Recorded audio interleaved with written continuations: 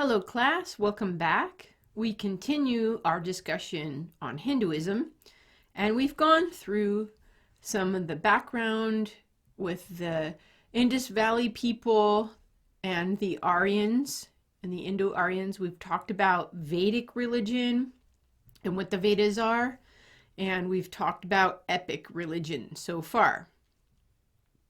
Today we want to talk about devotional religion, and at this point you should be getting a sense that there are several layers to Hinduism. So truth in Hinduism comes in layers, and they don't get rid of the old gods in the Vedic religion are still there in the background, but there are new needs. So remember this idea of challenge and response. There are new challenges and new developments within Hinduism, and devotional religion is one of those developments. So that's what we're going to talk about today. Devotional religion is fitted within the main concepts of Hinduism, which we're going to talk about next. So the devotional religion fits within what we're now calling Hinduism and the main ideas of Hinduism. And it brings out new dimensions of the religion. So think of devotion, it's going to be more connected with the feelings. Vedic religion seemed to emphasize the practical side of life. Remember, we talked about the practical concerns in Vedic religion. The gods provide for natural blessings. They had these hymns to the gods asking for blessings and victory in battle and children. And this sort of leaves the human heart dissatisfied. The feeling side, the psychological side of religion was wanting. So people want a more personal relationship with the gods or God. So if God is some ultimate principle within Hinduism, this is what philosophical Hinduism is going to teach. We'll learn about that soon.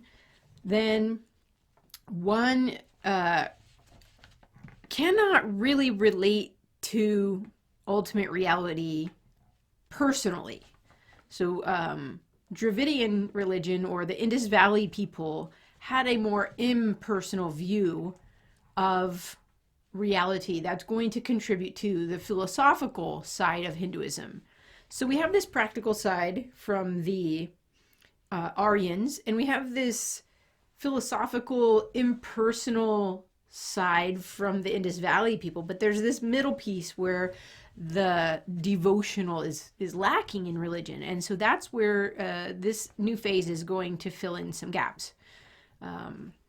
Personal relationship, and this develops over time, and it's because the human heart has a longing for personal relationship and the gods, we'll just say.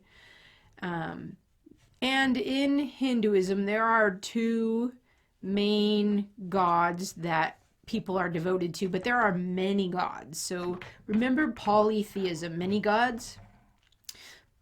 Polytheism fits within monism here.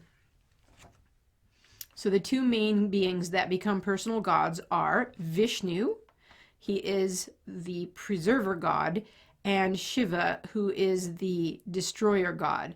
There is a creator god named Brahma, and I'll show you images of the gods soon, but Brahma only does one thing, he creates. And the images of Brahma are of him laying on a lotus plant, sleeping, because he's sleeping while Vishnu is upholding the world and Shiva ultimately destroys the world, and then Brahma wakes up and creates the world again, and this is a cycle. So remember, it's not a creation as in theism. It's going to be a cyclical, kind of like reincarnation, birth, death, rebirth, but of the universe. Okay, so Vishnu and Shiva are the two main gods, and you can see them there. And it says Vishnu, the avatars.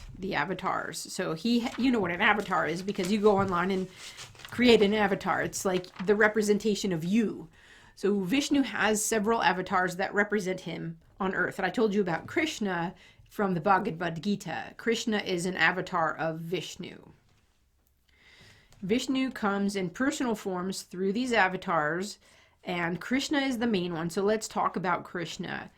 Krishna comes as a baby. He's really cute, and I'll show you some pictures. He steals butter. There's stories about him, incidentally. This is part of devotional religion, stories about the gods. He comes as a baby, and he's really cute. He steals butter from the neighbors. Butter, remember ghee? We talked about ghee is very, valuable, and the gods love ghee. So he goes to the neighbors and steals butter. He's lovable and cute. Everyone can relate to a cute baby, right? So he's relatable. There's stories about him growing up, and he's very mischievous. He likes to play tricks on the gopis. These are the girls that herd cattle. And there's stories about the girls bathing in a lake, and he steals their clothes and climbs up a tree and taunts them. Krishna has a girlfriend named Radha, sorry, can't read my writing, Radha. And the point of making these stories and having a relatable God is that you can have an intense personal relationship with the God. Some people in devotional religion wrote poems to the God, and they were like love poems, like the relationship between a man and a woman. It's the author of the poem is a man, but he writes the poetry from the perspective of the female being in love with the God. So there are poems. I would have read poems to you, but the book is not here. It's in my office, which is locked down right now. So, but you can Google them maybe and find them. Okay, so Shiva is the other god I am going to mention. Shiva is the destroyer god. He depicts another darker form of personal devotion. He is a god that has holy places. So Vishnu has temples where you can go and worship Vishnu, but Shiva has holy places. There are 7 holy places in India that are associated with Shiva, and people go on pilgrimages to these places. And sometimes these pilgrimages are very hard. Like people carry heavy things up a mountain and cause themselves to suffer as an act of showing their devotion to the god. All right, so pilgrimage is like a holy trip. People make these holy trips to show their devotion to Shiva. He has a female partner and a counterpart. Her name is Parvati, and I'll show you pictures of Parvati, and she's a devoted wife, but he also has a darker, I don't know how to explain this, but the female and male in these gods are more like aspects of reality. So the gods are representing an aspect of reality. So sometimes the female is presented as like a very devoted wife. Like in the Laws of Manu, we talked about the stories of the devoted wife, but sometimes the goddess is very destructive. So Kali is the other side of the divine female, and Kali is a goddess you want on your side if you're going into battle. She is, well, the story is that the demons, there are bad spirits. The demons were at war with the gods. The good spirits were fighting the bad spirits, and the bad spirits were gaining power. So the gods decided, let's put all of our power together and create like a super goddess. So they created Kali, and she's depicted as having like 18 arms. But what happened was they created her with all of the weapons that they had. They gave her all the weapons, and then they set Kali loose on the demons, and she just like destroyed them. But what happened was she got so like bloodthirsty that she was like ravaging people, and she turned on Shiva. And so she's like sometimes depicted killing Shiva, and he's like, no, wait, I'm your husband. So the female is sometimes depicted as like crazy, out of control. She is a goddess that has a necklace with heads. Like she has gathered heads that she chopped off and she wears the necklace and she's got like blood dripping out of her mouth. I'll show you pictures, but that is one. If Shiva is the god of destruction, she's like the goddess that goes with him. So it depends on what the context is and what's going on, which way the divine female is represented, as Parvati or as Kali.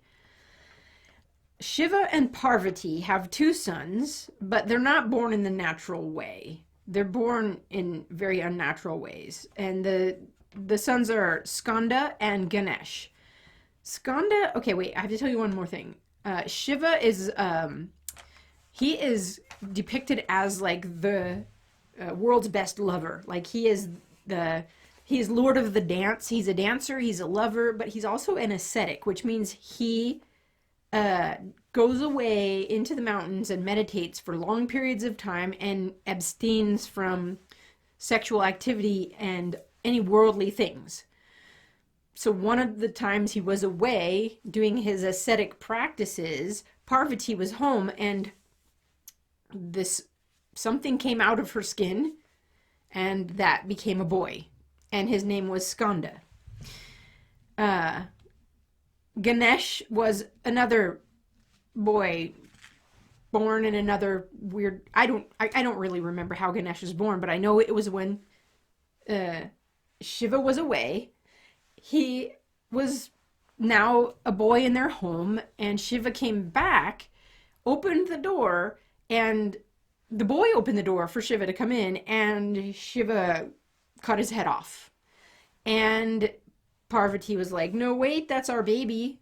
And he was like, oh, I didn't know we had a baby. So he went to the first living thing he could find, and it happened to be an elephant, cut off the elephant's head, put it on the boy's body, and that's how you get Ganesh, a boy with an elephant head. Now, there are many stories you could read about them. They're exciting. And there's different versions of them too. But this is all part of devotional religion. All right. So I've told you about Shiva. He is depicted in one of the images, a very famous image, as dancing on a demon. And I'm going to show you this image in a minute. The demon represents time and the world of illusion. And this is going to be connected to the philosophical aspect of religion. By dancing on time, he's destroying time and the world of time.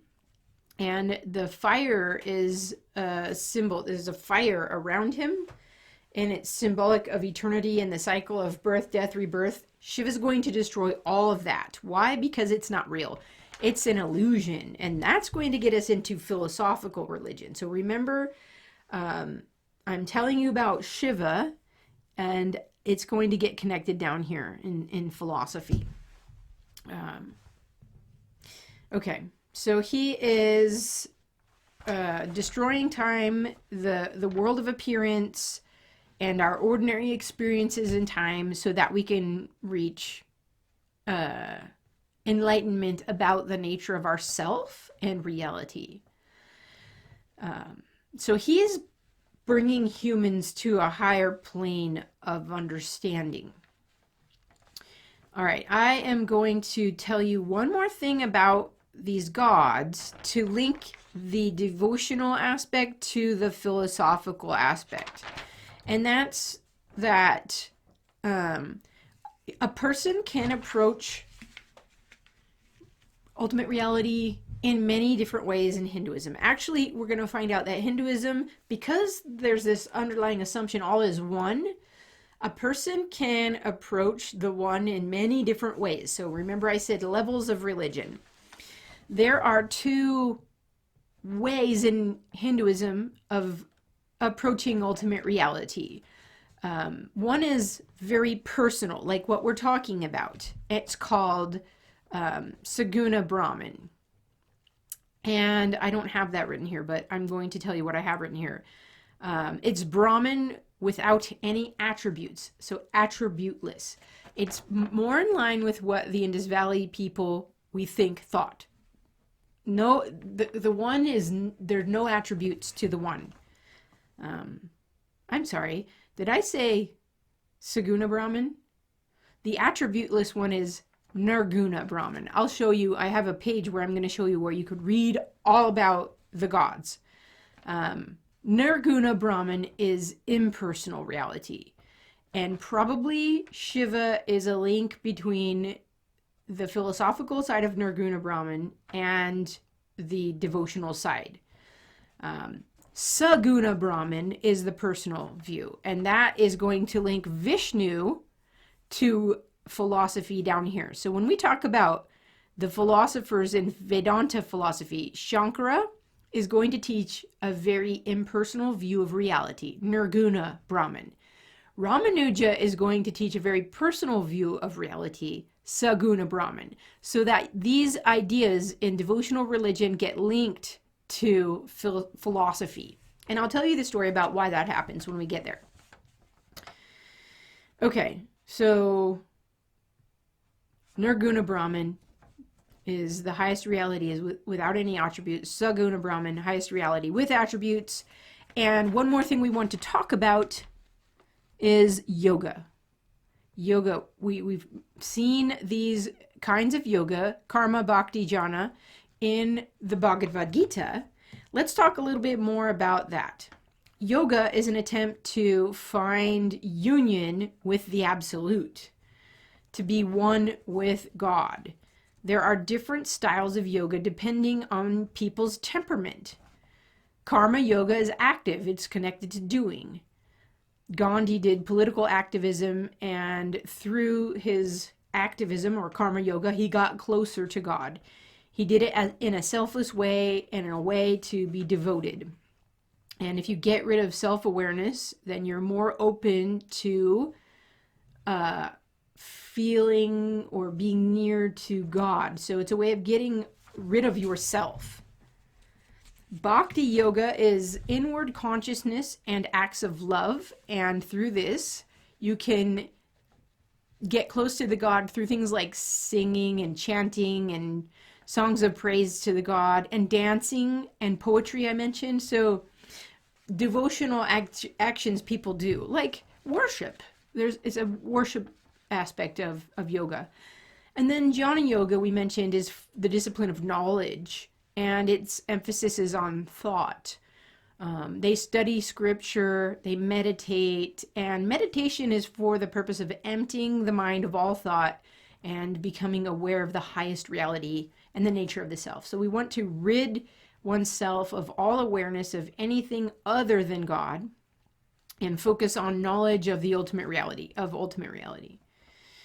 And that's where we get the images of Shiva sitting cross-legged, eyes closed, eliminating consciousness of the outside world.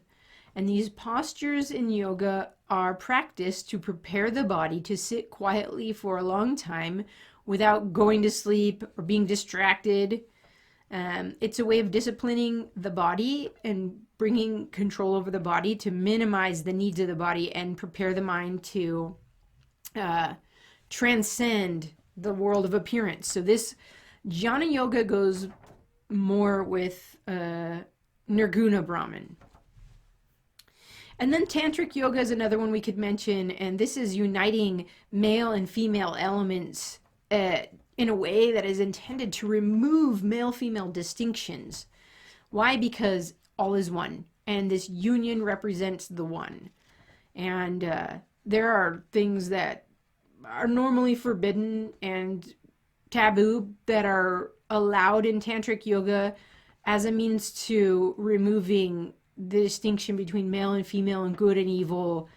So if all is one, then there really aren't any distinctions, and the activities in this kind of yoga, they kind of push what is normally taboo to the limits in order to affirm all is one and to deny duality or binaries, as you might have heard. Binaries don't really exist.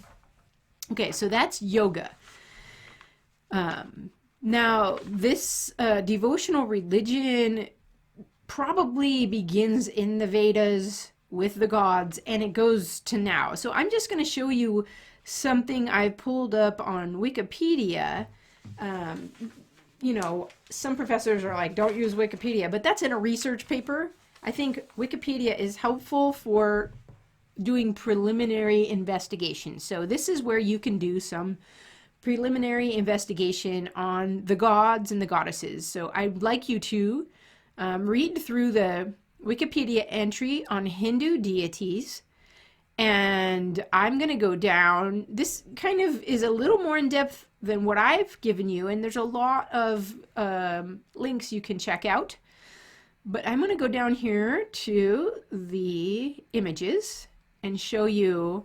Now, when I do this in class, sometimes students laugh at the depictions of the gods. That's not very respectful. Don't laugh at the gods. But they do have lots of symbolism.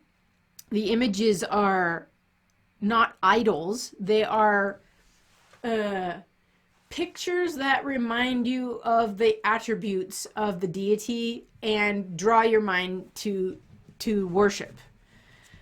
So you can, on your own, I would like you to go and click on some of these. Look at, these are so cool. You can pull up the pictures of the gods. There are many. Vishnu has a lot of different images. And you can see early art here, different names or avatars. Here are the avatars of Vishnu.